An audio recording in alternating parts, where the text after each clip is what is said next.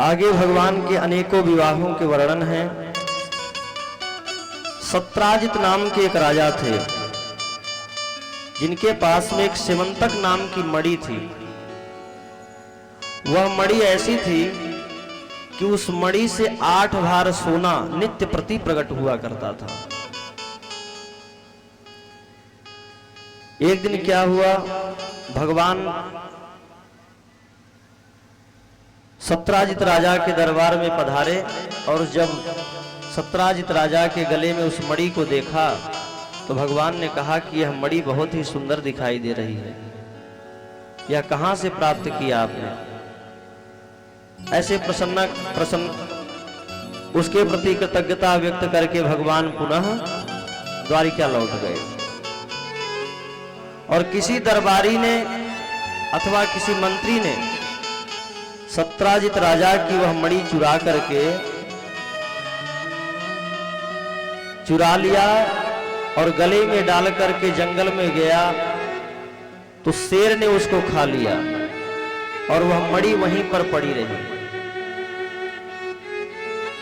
एक दिन जामवंत जी वहां से जा रहे थे तो जामवंत जी उस मणि को लेकर के चले गए। जंगल में पड़ी थी, जामवंत जी ने देखा तो उस मणि को लेकर के चले गए। इधर सत्राजित नाम के राजा ने यह प्रचार कर दिया कि कृष्ण ही प्रशंसा कर रहा था कि यह मणि बहुत अच्छी है और यह ग्वाला है, बचपन का इसका ऐसे कृत्य रहे हैं कि चोर तो बचपन से ही यह रहा है और इसी ने मेरी मणि को चुरा लिया। भगवान ने सोचा कि भाई वो तो हमने खेल खेल में काम किया था, ग्वाल बालों को आनंद देने के लिए, परंतु यह तो अब बदनामी का कार्य हो रहा है। भगवान उस मणि को खोजने के लिए गए। खोजते खोजते जंगल में पहुंचे तो पुनः जामवंत जी मिल गए। भगवान ने जब जामवंत जी से पूछा, पता चला कि जामवंत जी के पास में ही जब मणि है इस बात का, तो भगवान ने मांगा तो जामवंत जी बोले पहले मेरे से युद्ध करो।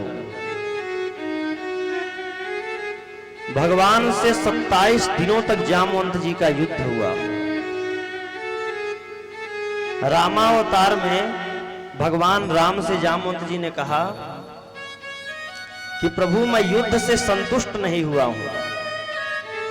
तब भगवान राम ने कहा था कि जामवंत जी तुम्हारे युद्ध की पिपासा को मैं द्वापर में कृष्ण अवतार में संतुष्ट करूंगा। तो 27 दिनों तक भगवान से जामवंत जी का युद्ध हुआ। अंत में जामवंत जी पहचान गए, क्षमा मांगी भगवान से और जामवंत जी ने कहा कि प्रभु मेरी एक पुत्री है जामवंती, इससे आप विवाह कर लीजिए।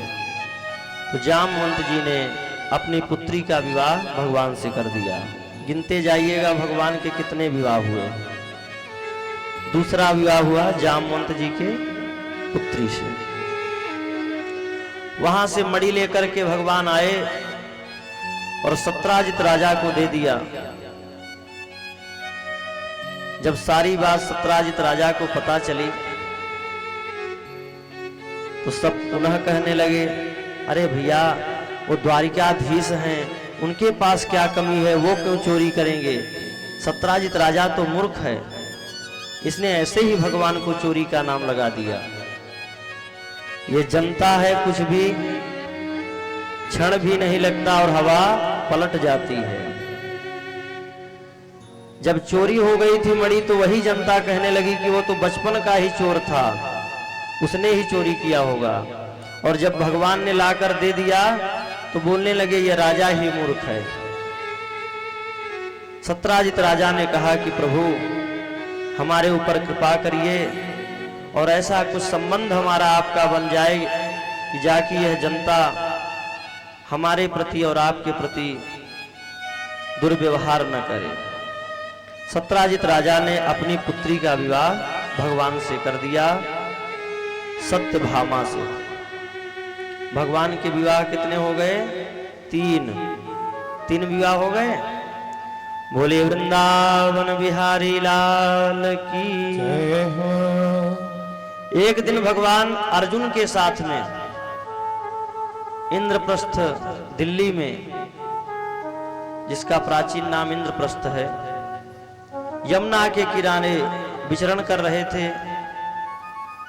कि देखा एक कन्या, वहां पर एक युवती जो है तप कर रही है। अर्जुन जी महाराज गए। अर्जुन जी ने कहा कि हे देवी, तुम कौन हो और किसके लिए तुम तप कर रही हो? किस चीज की प्राप्ति के लिए तुम यहाँ साधना कर रही हो? तब उस देवी ने कहा, अहम देवास्य सवितुर दुहिता पतिमेक्षति विष्णु वरेण्यं वरदं तपः परमास्थिता। कहा, मैं यमुना हूं और मैं भगवान कृष्ण को पति रूप में प्राप्त करने के लिए साधना कर रही हूं। अर्जुन बोले कि तब देर किस बात की है? भगवान से बोले कि लो प्रभु, अब यह देवी आपके लिए साधना कर रही है, इससे भी विवाह आपका संपन्न करा देते हैं। तो चौथा विवाह किससे हुआ? यमुना मैया से। बोलिए यमुना मैया की जय हो।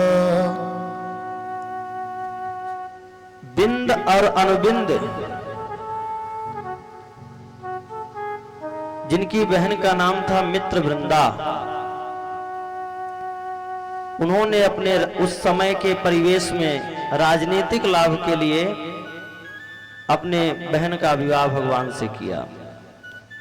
तो पांचवा विवाह भगवान से हुआ मित्र वृंदा का। छठा विवाह हुआ भगवान का कौशल नरेश के राजा थे नग्नजित। उनकी प्रतिज्ञा थी कि जो 7 बैलों को एक साथ नाथ देगा, उसी के साथ मैं अपनी पुत्री का विवाह करूंगा। जब ऐसा कोई नहीं मिला और उस प्रतिज्ञा को पूर्ण करने के लिए तब भगवान पहुंचे और 7 रूप धारण करके एक साथ ही 7 बैलों को नाथ दिया।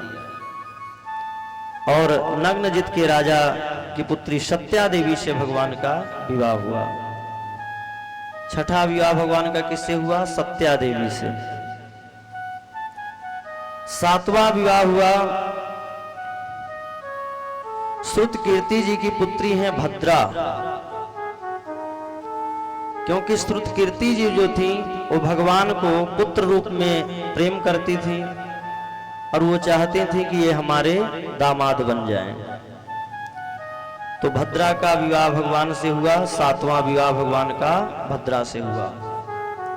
और 8वां विवाह हुआ भगवान का लक्ष्मणा जी के साथ में। इस प्रकार से भगवान के 8 विवाह संपन्न हुए। अब एक भौमासुर नाम का राजा था, उसने यह प्रतिज्ञा कर रखा था कि 16,108 जब युवतियां हो जाएंगी तब उनके साथ में मैं विवाह करूंगा। 16,100 हो गई थी। भगवान को पता चला। उन सब युवतियों ने भगवान से प्रार्थना किया, पत्र लिखे। भगवान जाकर के भौमासुर का उद्धार करते हैं और कैद खाने से उन 16,100 स्त्रियों को छुड़ाते हैं।